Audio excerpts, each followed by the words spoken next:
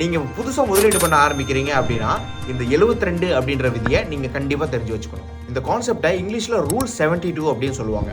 பொதுவாக நம்ம எல்லாத்துக்கும் நம்ம முதலீடு பண்ணுற பணத்தை டபுள் ஆகணும் அப்படின்றது தான் நம்மளுக்கு ஆசை.